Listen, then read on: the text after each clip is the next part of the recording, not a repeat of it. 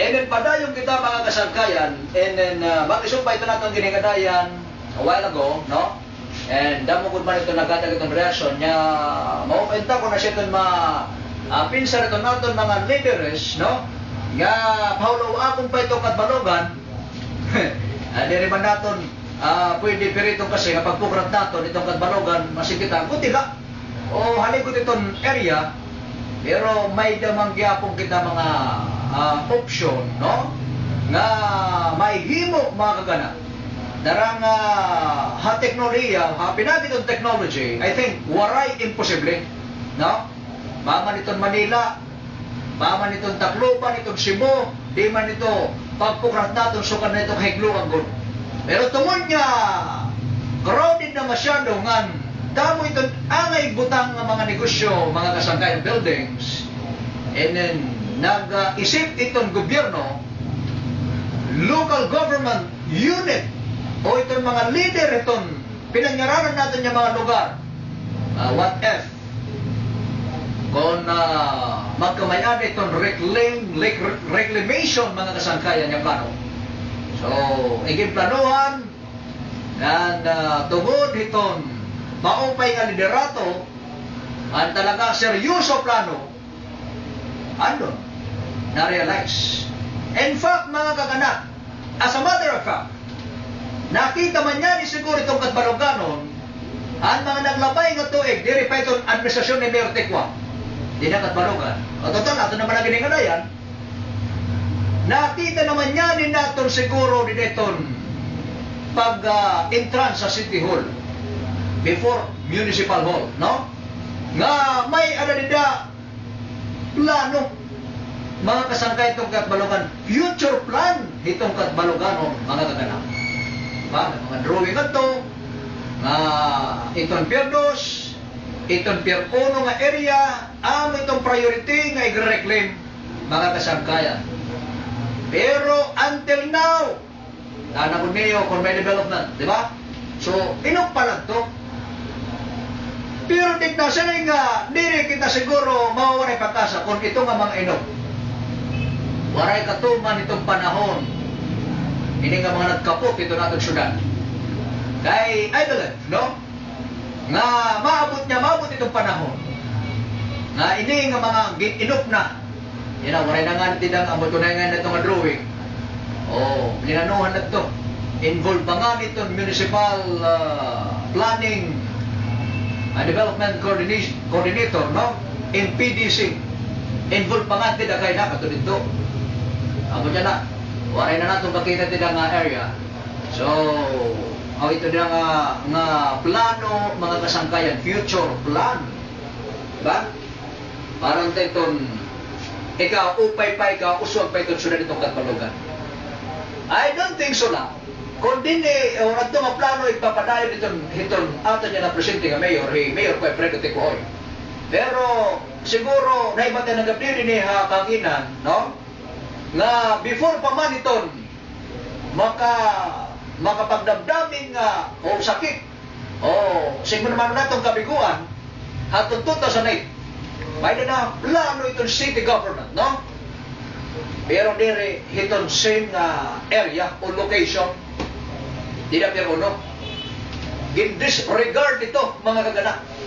Kaya iba itong plano itong city government under the leadership of Mayor Tecoy. Itong plano niya mga kasangkayan, itong city government. At baga naplanuhan niya magkamayan itong reclamation mga kaganak dito itong barangay Maulong. In fact, gintikang-tikangan na nga nito, di ba? Parang itong mga taga-barangay Maulong. But I don't know kung yan ang tuig or this coming 2011 in padayon ini nga plano mga kasangkayan, mumanggo dito po sa planuhan na 2008 pa ini. Pero tungod kay na ang tiyaba ito natong pagiging syudad, nagkamay-anak kita itong vacuum o problema o adversities. And then antala ini nga pangaplanuan until now mga kasangkayan.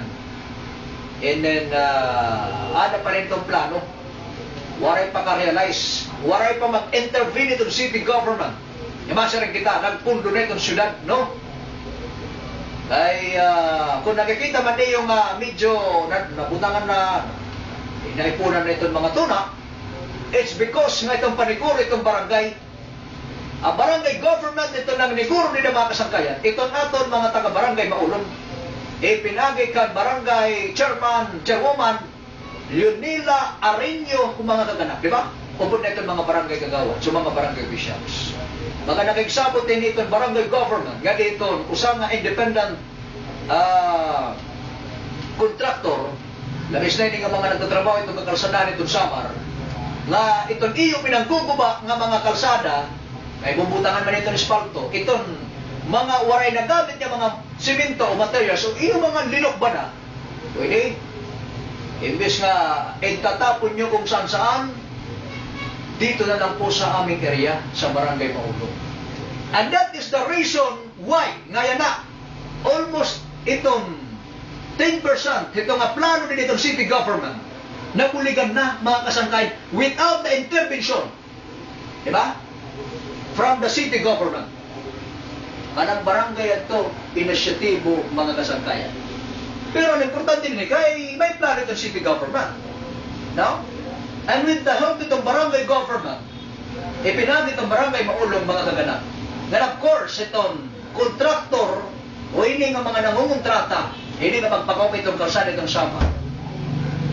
Ano po natin, napigaman na, no?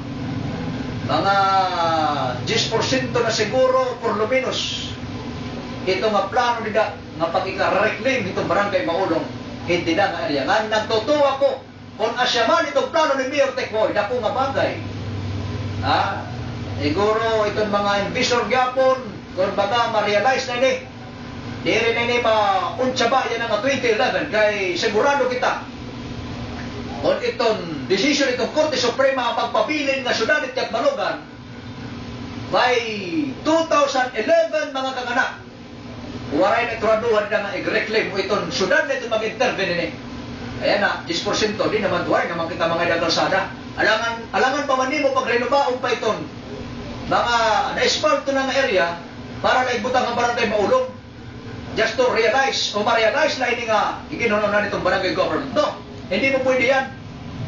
Diba? Salip, itong mga 95% din manginginanglan na po itong intervention from the city government. Diba? Asya man na ini. And kung pag-abot itong national budget or pag-budgeting itong national government from LGU and itong legislative, kay kundi na ko nagsasayop itong paghimit itong balaon para itong General Appropriation Act of 2011, maabot niya na nga September mga kasangkayan.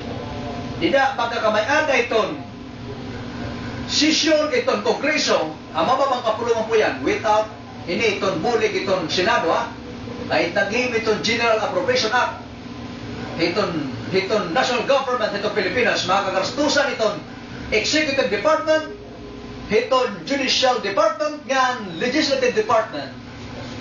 Ani po magtitikang mga kang-anak Kongreso. Waray po, dida labot itong Senado. Pero ibang mga balaod nun, kinanglan na itong pagtugot itong Senado. Pero hindi nga paghim itong General Appropriation Act, mga kaganak. Itong national budget, ito may capacity maghimo itong atong mga harangdon kaupay ng mga congressman. Api na po diyan. Api na po dyan. Kasama na po dyan si Congressman Gloria Macapagal Arroyo. Diba? Si Congresswoman Gloria Macapagal Arroyo, nga ni Congressman Manny Pacquiao, api na pa yan. Mira na itong maapi itong nga nasabi nga pag-budget itong 2011, mga kaganak. Now, kung nakita itong aton mga talahuron niya mambaralaon, nga maghihimay-himay ni mga pag-budget, itong gagastusin itong gobyerno for the year 2011, nakita po nira nga, oy, syudad naman niya yan o babadgetan na itong 16 cities. Now, ay September man ito maplanohon, nag-abot itong September, October to November. Diyan na nga ni mga October, ay sigurado